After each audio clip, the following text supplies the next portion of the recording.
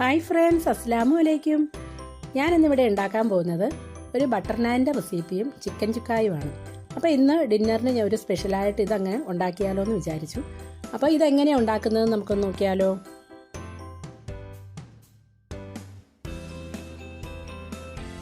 ആദ്യം നമുക്ക് മൈദ 1/2 കിലോ, അതായത് 4 കപ്പ് മൈദ ആണ് എടുത്തിരിക്കുന്നത്. ഇതില്ലെങ്കിൽ നിങ്ങൾക്ക് അതുപോലെ ഗോതമ്പ് പൊടി ആണെങ്കിലും എടുത്താൽ മതി. ഇനി 1.5 ടീസ്പൂൺ പഞ്ചസാരയും ആവശ്യത്തിന് ഉപ്പും ചേർത്തിട്ട് അതിനുശേഷം നമുക്ക് ഒരു മുട്ട നമുക്കിതിലേക്ക് ആഡ് ചെയ്യണം. അതിനുശേഷം 1 ടേബിൾ സ്പൂൺ ബട്ടറും കൂടെ ആഡ് ചെയ്തിട്ട് നമുക്കിനി അതിലേക്ക് ചെറു ചൂടോടുകൂടി കുറച്ച് പാലും കൂടെ മിക്സ് ചെയ്യുക. അത് ചെറുതായിട്ട് മിക്സ് ചെയ്തതിന് ശേഷം നമുക്കതിലേക്ക് ഒരു 1.5 ടീസ്പൂൺ ഇൻസ്റ്റൻറ്റ് ഈസ്റ്റ് നമുക്കിതിലേക്ക് ആഡ് ചെയ്യണം. ഈസ്റ്റും കൂടെ മിക്സ് ചെയ്തിട്ട് നമുക്കതിലേക്ക് ചെറു ചൂടായിട്ടുള്ള ഈ പാല് നമ്മൾ അതിൻ്റെ ആവശ്യത്തിനനുസരിച്ച് അത് നമുക്കിങ്ങനെ മിക്സ് ചെയ്ത് മാവ് ഒന്ന് കുഴച്ച് വരുമ്പോഴാണ് അതിൻ്റെ ആ ഒരു കണക്കറിയാൻ പറ്റുള്ളൂ. നമുക്ക് ഒത്തിരി ലൂസും അല്ല ഒത്തിരി ടൈറ്റും അല്ലാത്ത രീതിയിലുള്ള മാവാണ് നമ്മളിതിൽ മിക്സാക്കി എടുക്കേണ്ടത്. അതായത് ചപ്പാത്തിയേക്കാളും കുറച്ചുകൂടെ ലൂസായിട്ട് വേണം മാവ് റെഡിയാക്കി എടുക്കാൻ.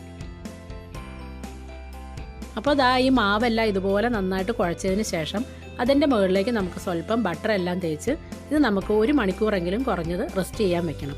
അപ്പോൾ ആ ഒരു ടൈമിൽ നമുക്കിനി അടുത്തത് ചിക്കൻ ചുക്ക റെഡിയാക്കാം.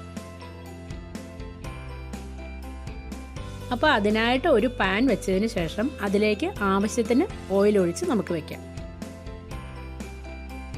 ഇനി നമുക്ക് ഒരു 3 ഇടത്തരം സബോള എടുത്ത് സ്ലൈസ് ചെയ്ത് തീരെ തിന്നായിട്ട് സ്ലൈസ് ചെയ്ത് നമുക്കതൊന്ന് എണ്ണയിലിട്ട് വറുത്ത് കോരിയെടുക്കാം.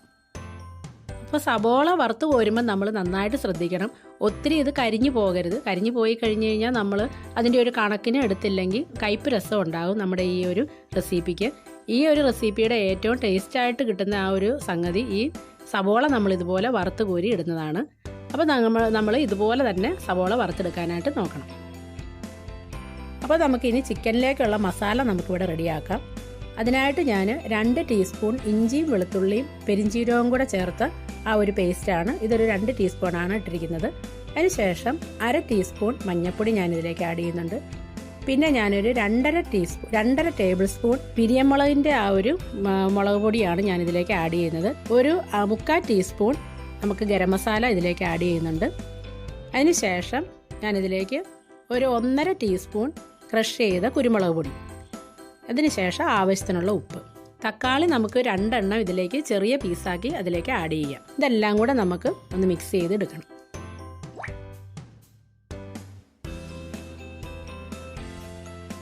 അപ്പം ഞാൻ ഇതിലേക്ക് ഒരു 3/4 കിലോ ചിക്കനാണ് കഴുകി നല്ല വൃത്തിയാക്കി എടുത്തിരിക്കുന്നത്.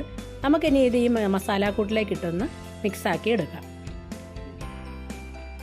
അപ്പോൾ നമുക്കിനി ഇതിലേക്ക് ഈ വറുത്ത് കോരി വെച്ചിരിക്കുന്ന ഈ സബോളയെല്ലാം നമുക്ക് കുറേശ്ശെയായിട്ട് ഇട്ട് മിക്സ് ചെയ്ത് കൊടുക്കാം.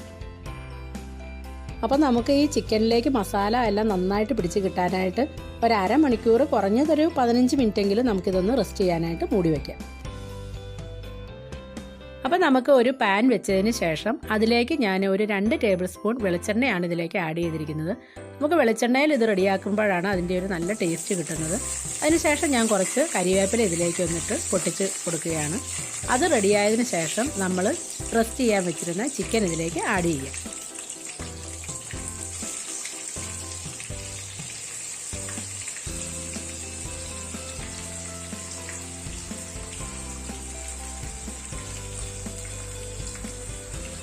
അപ്പോൾ ഇതിലേക്ക് ഞാൻ ഈ ബൗള് കഴുകിയിട്ട് അതിലെ ആ ഒരു മസാല എല്ലാം കൂടെ ഒരു 1/2 ഗ്ലാസ് ഉണ്ടായിരുന്നു, അത് ഇതിലേക്ക് ഞാൻ ആഡ് ചെയ്ത് കൊടുക്കുന്നുണ്ട്.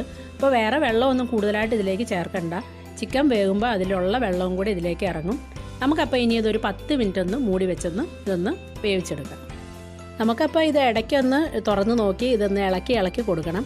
ഇതിൻ്റെ ആ വെള്ളമൊക്കെ ഒന്ന് വറ്റി ആ ഒരു അരപ്പെല്ലാം ചിക്കനിൽ ഇങ്ങനെ നല്ല പൊതിഞ്ഞ് പിടിക്കുന്ന ആ ഒരു രീതിയിൽ നമുക്കിത് നന്നായിട്ട് വേവിച്ച് എടുത്ത് നമുക്കിത് റെഡിയാക്കി എടുക്കാം. ഇത് നമ്മളൊരു സിമ്പിളായിട്ടുള്ളൊരു ചിക്കൻ റെസിപ്പിയാണ് ചിക്കൻ ചുക്ക. ഇത് നമുക്ക് ആർക്ക് വേണേലും നമ്മുടെ വീട്ടിൽ റെഡിയാക്കാവുന്നേ ഉള്ളൂ. നമ്മളിപ്പം കുട്ടികൾക്കൊക്കെ റെസ്റ്റോറൻറ്റിൽ പോയി ഈ ഒരു ഐറ്റമൊക്കെ നമുക്ക് കഴിക്കാമെന്ന് പറയുന്നത് ഇപ്പം നടക്കുന്ന കാര്യമല്ല.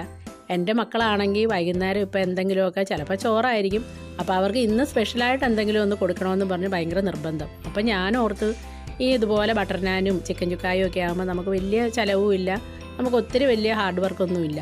അപ്പോൾ അങ്ങനെ ഞാനിത് റെഡിയാക്കി നോക്കിയതാണ്. നല്ല ഒരു ടേസ്റ്റി ആയിട്ടുള്ള റെസിപ്പിയാണിത്.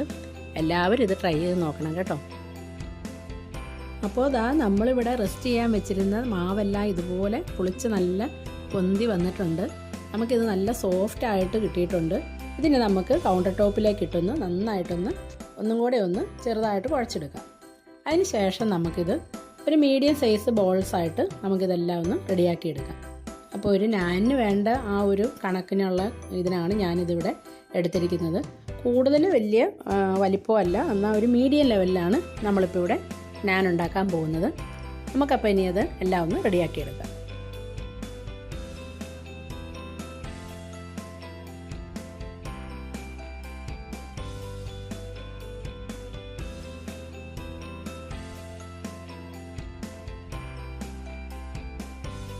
ഞാൻ ഈ ഷേപ്പിൽ നമുക്ക് ഓവൽ ഷേപ്പിലാണ് ഞാനിവിടെ റെഡിയാക്കി എടുക്കുന്നത്. നമുക്ക് റെസ്റ്റോറൻറ്റിലൊക്കെ ചെല്ലുമ്പോൾ നമുക്ക് ഇതുപോലത്തെ ഈ ഷേപ്പിലാണ് നമുക്ക് കിട്ടുന്നത് നാൻ. അപ്പോൾ ഞാനിതുപോലെ ഇങ്ങനെ എനിക്ക് പറ്റുന്ന രീതിയിലൊക്കെ ഞാൻ ഈ ഒരു ഷേപ്പിൽ റെഡിയാക്കി നോക്കുന്നുണ്ട്. അപ്പോൾ നിങ്ങൾക്ക് ഇതുപോലെ റെഡിയാക്കാൻ പറ്റിയില്ലെങ്കിൽ നമുക്ക് ചപ്പാത്തിയുടെ ആ ഒരു രീതിയിലാണെങ്കിലും ഇത് പരത്തിയെടുത്താൽ മതി. എന്നിട്ട് നമുക്ക് ഒത്തിരി തിന്നുമല്ല ഒത്തിരി കട്ടിയോ അല്ലാത്ത രീതിയിൽ നമുക്കിത് റെഡിയാക്കി എടുക്കാം. അപ്പോൾ ഞാനിതെല്ലാം ഒന്ന് പരത്തി ഒന്ന് റെഡിയാക്കി എടുക്കട്ടെ കേട്ടോ.